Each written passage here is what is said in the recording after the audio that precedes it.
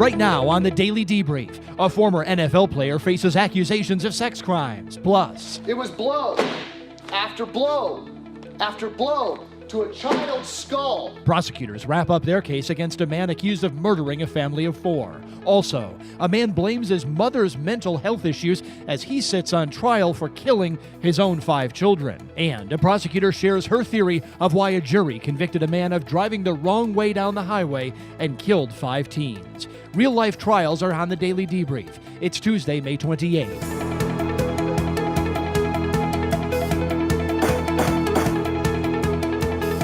Welcome to the Debrief, everybody. Aaron Keller, along with Linda Kenny Bodden. Our other guests will join us in just a moment. Testimony entering its second week in the trial of a former NFL player accused of sex crimes involving 5 women.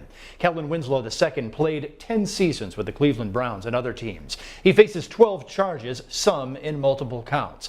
The maximum penalty, if convicted, is life with the chance for parole. We expect to hear shortly from the so-called Jane Doe number 4, the 4th accuser. But first on the stand, a detective discussed his interview of Jane Doe number 2. On cross-examination, Winslow's lawyers sought to highlight any inconsistencies between her statement to police and her testimony at trial. And then when she talked about anal contact, she said, quote, she thought that was an accident, right? She thought it might have been an accident. She didn't know, yeah. Right. And you documented that in your report, right? Oh, yes. And you actually put it in quotes, right? I put that, yes. And it's important that you put in quotes because that's actually what she said. That'd be correct. So she thought the anal contact was an accident. That's what she said. Right. She described the choking to you, right? Yes. She said he had both hands around her neck for approximately 2 minutes. Her words, yes. Right. She said that she would have been dead had he done it any longer, right? I believe so, yes. She was concerned about that, yes. Right. Did she ever tell you or anyone else that she thought that he did it in a way that it wouldn't leave marks? I don't recall that statement, no. As we said, Winslow's accusers are known as Jane Does 1 through 5. 3 have testified thus far.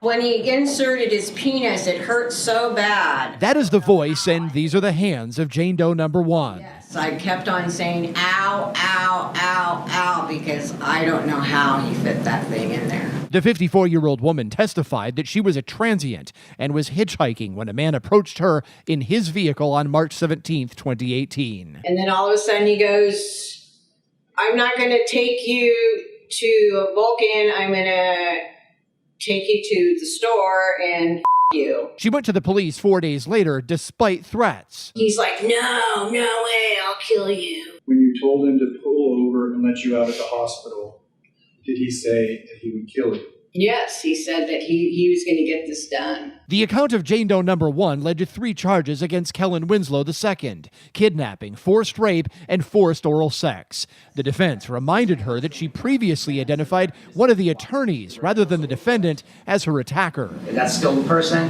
who raped you? No, it's the one next to you, him. In the prelim, you were pretty sure about Okay, it, right? just a moment. She also failed to accurately describe the suspect's vehicle. You were fairly positive it was a Jeep because you read J-E-E-P. Remember that? You told the police Yes. that. And you were positive that it was a 2-door. Do you remember that? Because you told that to the police. Right. And you were also positive that there were no back seats because you told that to the police also. You remember that? Yes, then it must have been a Jeep. You're right. Authorities found Winslow's DNA on Jane Doe number 1's pants. The defense says sex occurred, but says it was consensual. And the blood Jane Doe number 1 said resulted from the alleged rape? Yes, I was ministering. The blood that we're talking about here was from menstruating rather than being penetrated and assaulted, correct? Yes, sir. Still, this Jane Doe says the sex was not consensual. That's accuser number 1. Now Stacey Delicat brings us the testimony of accuser number 2.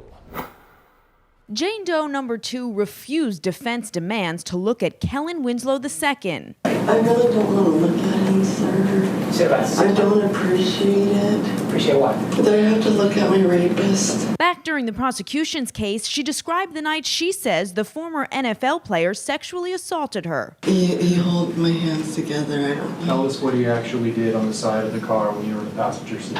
But he had me take my pants off and pulled me on front of the seat and, started to rape me. Doe number 2 is a 59-year-old homeless woman. She said she recognized Winslow because he'd often talked to the homeless. But on Mother's Day, 2018, he pulled up in his Hummer and offered her a ride to grab coffee. That's when she says Winslow, who she knew as Kevin, forced himself on her. So you're being choked by 2 hands. It was 2 hands, and I knew he was smart because he did it in a way that you can't leave any marks. Just the same as him ejaculating outside, sir. Winslow's defense team maintains the two had consensual sex. She leaves out the fact that we find out later that we learn that, oh yeah, they did talk about having sex for money. Of course, that comes out months after her original statement to the police. Jane Doe number 2 said Winslow previously offered her $50 for sex, but she rejected that offer. She reported the alleged rape the next morning. Did you believe he was going to kill you? Winslow is accused of forced rape and sodomy with regards to Jane Doe number 2. He has pleaded not guilty. For the Law&Crime Network, I'm Stacey Delicat. Jane Doe number 3 provided her account of yet another alleged crime. Jesse Weber brings us that testimony. At that moment, I said, no, no, no, no, and then I walked away. 57-year-old Jane Doe number 3 spoke through an interpreter and appeared to be shaken emotionally as she told jurors that a man she believes to be Kellen Winslow II exposed himself on her property in May 2018. I saw him, I was walking toward the orange tree, and then he was following me. And then he took his pants and then exposed his penis to me. She testified that a man approached her home a month prior on a bicycle and introduced himself. He told her his name was David and said he lived just up the street. Their second alleged meeting was more troubling. I said, no, no, no, no. When you saw his penis, was it erect? Yes. Did he touch himself? Yes, he used his hand to hold the penis. This Jane Doe said she didn't look at her alleged attacker's face because her culture doesn't encourage looking strangers in the eye. She spoke with the police that same day and described the man as dark-skinned, athletic, with curly hair and tattoos on both arms. But she gave the wrong height. And you said that it was an adult male, 5 feet 8 inches tall, short hair, and medium build, right? Yes, sir. Because that's what she told you, right?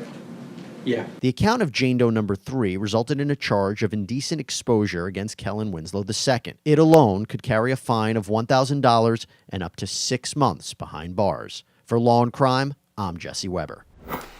And again, testimony today involving a lot of law enforcement officers about potential inconsistencies, about a number of other things, including evidence collection. We are waiting for the testimony of Jane Doe number 4.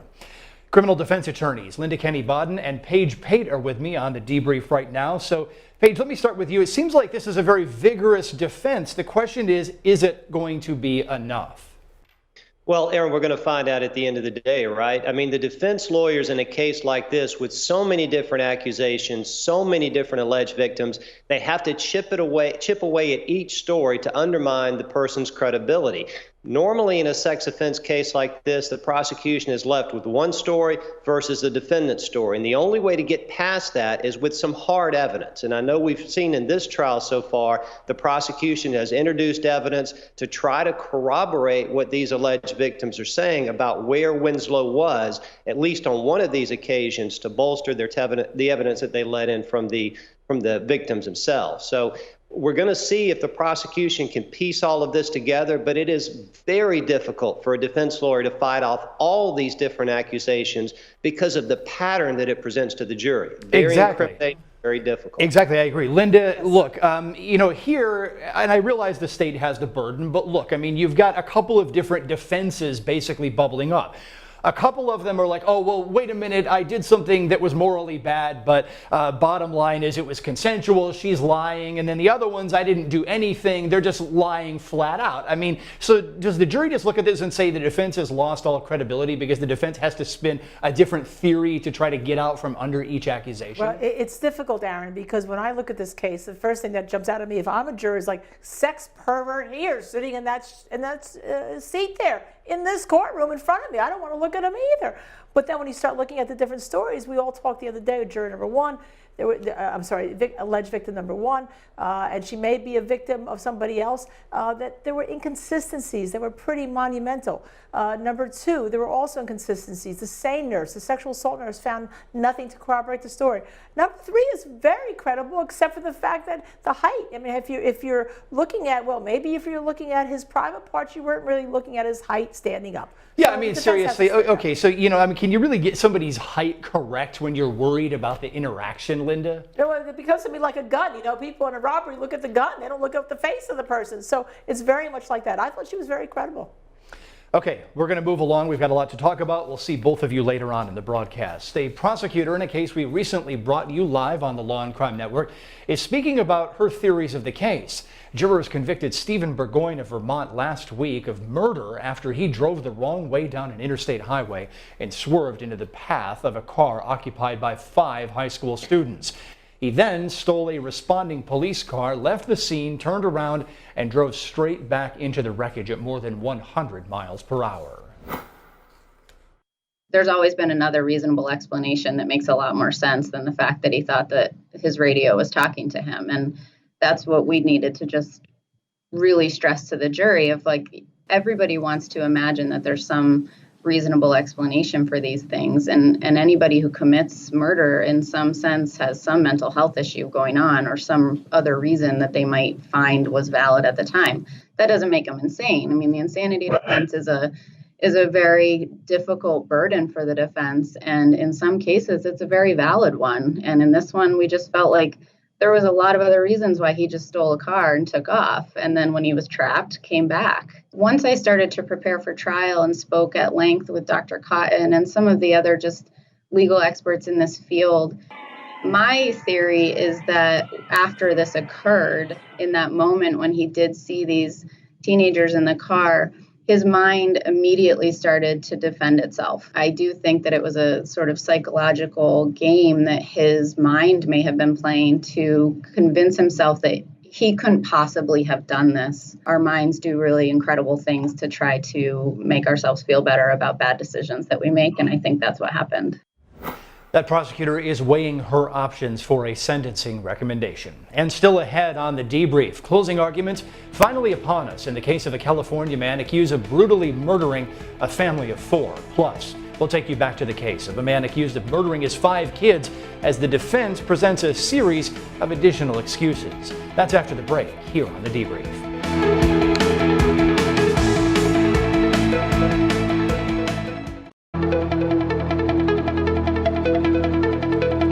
Welcome back to the debrief. After nearly 6 months, closing arguments are finally occurring in the California prosecution of Chase Merritt.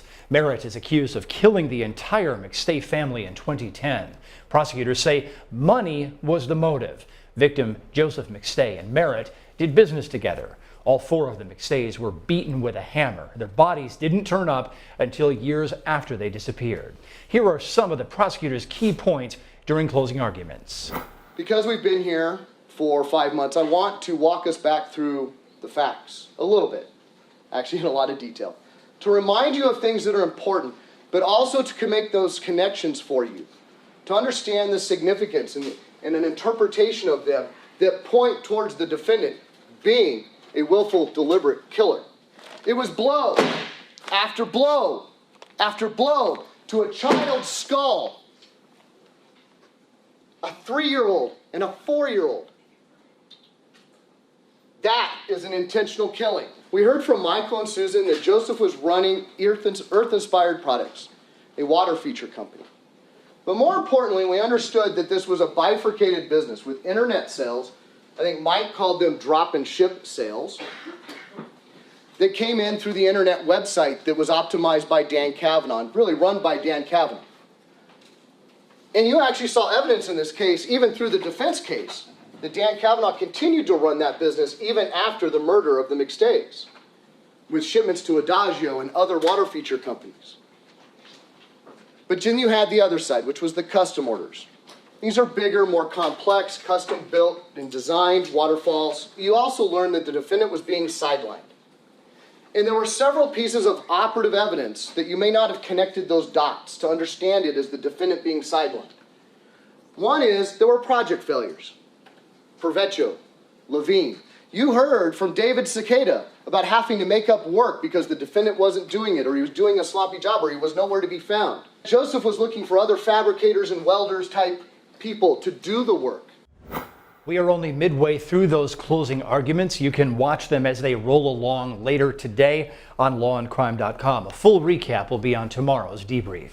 Meanwhile, a man accused of murdering his 5 kids is pressing an insanity defense in a South Carolina courtroom. Timothy Jones Jr. could be executed if jurors find him guilty and agree on the punishment. He admits taking the lives of his children, ages 1 through 8, and then driving around with their bodies in the back of his Cadillac SUV for more than a week. The defendant's grandmother testified that the defendant's own mother had mental health problems, which affected Jones's upbringing. You know how you cuddle your babies, if they cry, you run to them immediately? She didn't do those things. She would let him lay and cry. She would let him lay in urine, and I would have to attend to him. And then she would tell me, I wish he would just shut the fuck up. I mean, she didn't even want to hear him cry. She didn't really want any part of him. And when she said that, and of course, everybody excuse our language, but when she said she wished Timmy would shut the fuck up, he was an infant. Yes. In terms of other things that she did to Timmy when he was an infant, in terms of dressing him and things, will you tell the jury about that? Oh, it would be 90 degrees outside, and she would put him in flannel jeans and a flannel shirt with a t-shirt. And I'd be telling her, Cindy, it's so hot, he would be sweating. His little hair would be wet with sweat. And she'd say, he needs to be covered. His body needs to be covered. She would bath him in cold water. She would give him laxatives to cleanse his body. She would not feed him because she didn't want a fat baby. I mean, she just let him cry constantly. Wow. A parade of defense doctors, meanwhile, suggested a brain injury from an old car crash affected the defendant's behavior. But another doctor provided recorded testimony that Jones's underlying mental health condition was exaggerated by drug use. If someone has an underlying psychotic illness, what can A.B. Panaka do to them? It will make it very much worse. You might think of, say, an acrobat walking on a high wire. This would be maybe the psychotic in some state of balance, going to work, living a life with very unusual thoughts. If the drug then pushes them off the high wire, their underlying illness in this metaphor is made vastly worse. And that exacerbation continues after the drug has left their system. The exacerbation is not simply a matter of intoxication on top of an illness. The illness is made worse by the intoxication. The underlying mental illness is made worse. Previously in this case, the defendant's pastor testified that Timothy Jones would sometimes fly off the handle or believe very strange things. You told me in the past the difference between what you said is calm Tim and not calm Tim. Can you explain to the jury that difference? Tim had two sides. One minute he would be calm, listening, open, engaged. If you mentioned something to him, he would hear you, respond to you. But then he had another side of him that once that kicked in, it was very difficult to have any kind of legitimate communication with him. He would say to me sometimes whenever he would start getting frustrated, and it seemed to escalate when pressure was on or what have you, and he would say, "It seems like there's a monster inside of me trying to get out, and I don't know how to stop it." When that was going on, it was very difficult to communicate with him, and whatever I would say to him would not often be heard or received, and it was as if almost there's no point in talking at all at that particular time, until he calmed down again.